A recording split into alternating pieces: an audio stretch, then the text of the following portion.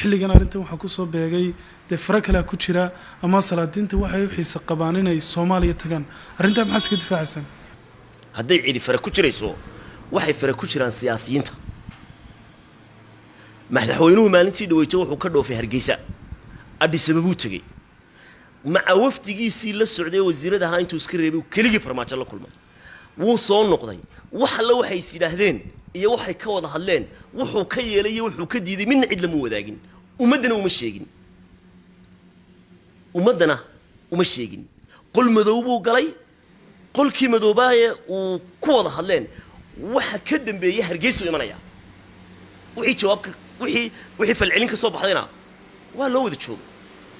hadday cidi meel u hanqal taagayso iyo hadday cidda maanta loogu tuhum badan yahay waa dawladda maanta joogta cidda loogu tuhum badan yahay waa dawladda maanta joogta cidda looga cabsi qaba waa iyada cidda masayrka maanta looga shakisan yahay waa iyada